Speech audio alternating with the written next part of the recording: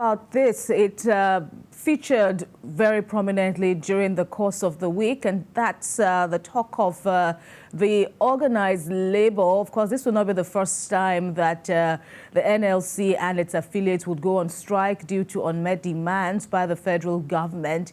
Well, this latest strike, which began on Tuesday, came to an end less than 48 hours after. This development came after a meeting was held between the labor leaders and the National Security Advisor, Nuru Ribadu, who appealed to the leaders to call it off and allow room for negotiations. Well, the less than 2-day strike was against the background of the attack on the NLC President Joe Ajaero, as well as issues of non-payment of civil workers, civil service workers in Imo State. And of course, there was, a long time. Labour, as usual, gave warning before it embarked on the strike. The harassment, the intimidation, the attack on Comrade Joe Ajaero happened on November the 1st, and then the strike happened, was it November the 14th or thereabout? Yeah. And, there was a lot of backlash. There were a lot of knocks on labor leaders as to, why now and for what? What is the motive for this kind of strike? But the day one, happened with, somewhat impact, with, some measured degree of impact and compliance, which seemed to build up, but, thankfully, the gratifying aspect of it was intervention of the federal government. Of course, there had been, a tough stance on the part of the federal government, but eventually the NSA, I think that was a very welcome intervention. Welcome development by Nuru Ribadu. The National Security Advisor there meeting with these people, saying that the attackers on Joe Ajaero have been arrested, and this calls to question that why was he attacked? Why was Joe Ajaero in Imo State at that particular time, a week to the election, the governorship election in that particular state? Well, we need to also establish here that the attack on him was wrong at that time. Absolutely. And that's why the National Security Advisor came out to say, well, the attackers have been arrested. These are some of the demands the NLC, the TUC are making at the moment. But yesterday, interesting development also came out from the Imo State government, talking about the Commissioner for Information in Imo State, Declan Emelumba, said no government officials were among those that attacked Joe Ajaero, because a lot of people have been questioning that who are the attackers? We need to know their identity. For those who have attacked the NLC president. So, but the government came out to say, well, we don't have any of the state officials in that particular barbaric incident in the state. But what we need to also know is that the 2-day strike, why will NLC be calling for a nationwide strike in an issue that is a bit personal? Is the room for dialogue no more there? Because it's becoming, for me personally, becoming moribund that you keep calling for strike every minute. Is that the language the government should hear? Realize dialogue. And that's why you see the NLC, the National Security Advisor, the Minister of Labor, Simon Lalong, and that of State met with those people and said, you guys need to call off the strike because those that have attacked the young man have been arrested. So we need to move forward. We cannot keep down tooling and ensure that there is no peace in the country. And, well, I take your point, Emmanuel, but, the position of Labour was, if it happened to, the personality as that of the NLC president, what is the fate of the ordinary Nigerian? Yeah. And who knows what will even happen after now? If this could slide, if this slides, and thankfully it appears that it didn't, what could happen? It could worsen. The issue could worsen. And if you look at, the trends of, strikes of recent, the government has always been of the opinion that, there is the possibility, a strong possibility of it being sabotaged. And, that has always been the body language. And, of course, the issue of courts. But I think we need to also stress the issue of channels of communication, channels of dialogue, that should be alive.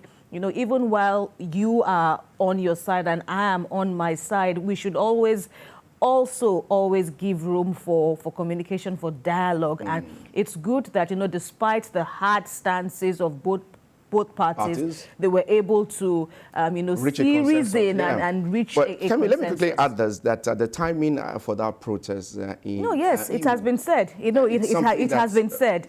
It has been said. At that time was, for me, very right. wrong. It has been Why said. At that time? And, you know... And even the state government came out to say, well, you are talking about workers being...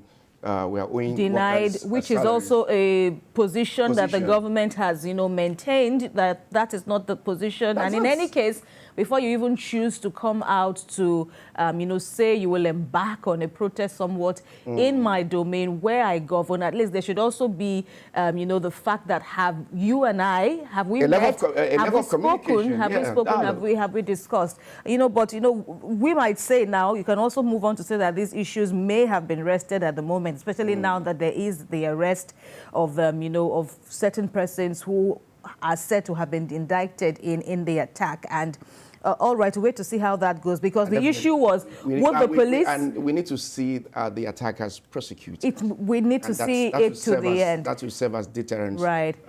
For others. Right. We need to see it to the end, because the issue had also been that, you know, the police should not be a judge in their own case. If the police is indicted or accused of having had a hand in the attack on Comrade Ajaero, then how will they, though they promised to investigate, how will they now give an unbiased investigation in the process? But, you know, thankfully, there has been this form of intervention, and we hope to see it through. We hope that this will also not be enhanced. Yeah, that's very interesting there, that the attackers are prosecuted according to the law. That's what Nigerians indeed are waiting to see. Absolutely. All right. We'll, you know, rest that conversation, of course, and continue to get more updates, so to speak, on these and other burning issues in the polity. But then let's also bring you some news at this time. And we begin from the nation's capital, where the Court of Appeal has upheld the ruling of the Election Petitions Tribunal, which sacked Governor Abba Yusuf of Kano State.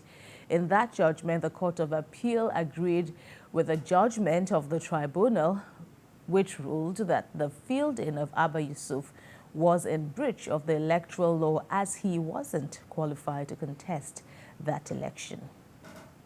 It was a unanimous judgment for Bauchi and Kano State, as both were happening in different venues at the appellate court at the same time. For the Kano case, a three-member panel of the Court of Appeal, led by Justice Moore Adume, in a unanimous judgment declared Nasir Gawuna of the All Progressives Congress winner of the 18th March governorship election in Kano State. The Election Petition Tribunal had declared Mr. Gawuna of the APC the winner of the election after it deducted what it described as invalid votes cast in favor of Mr. Yusuf.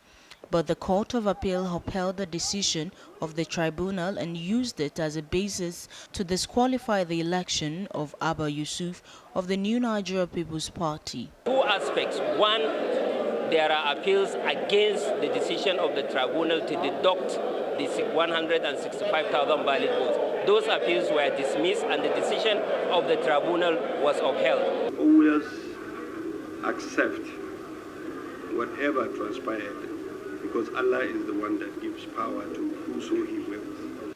In the case of Bauchi State, the appeal court affirmed the election of Governor Bala Mohammed. Delivering the judgment, a three-member panel led by Justice Chidebere Uwa dismissed the appeal for lacking in merit. People should have confidence in the judiciary.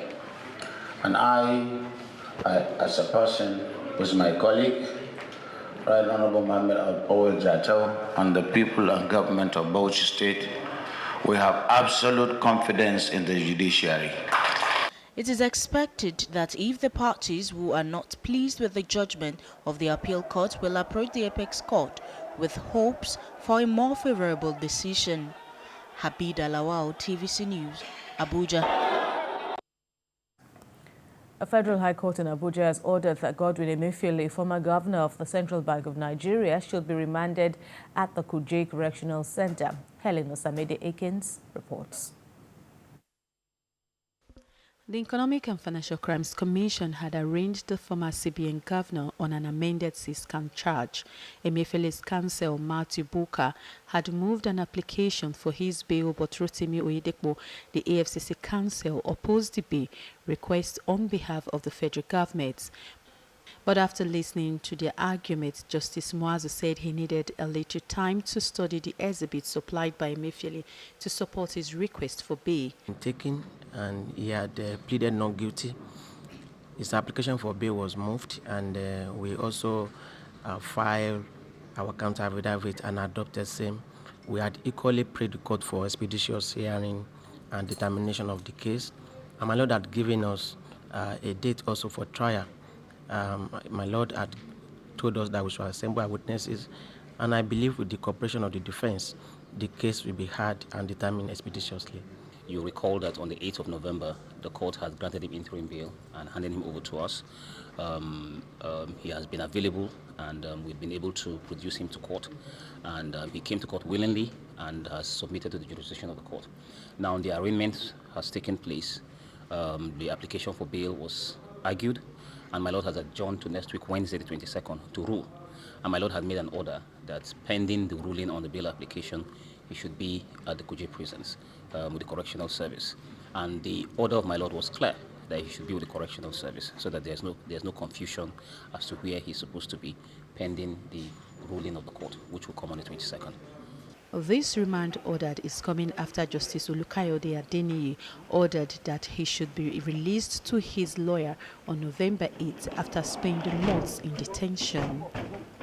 Helen Osamide-Akins, TVC News, Abuja.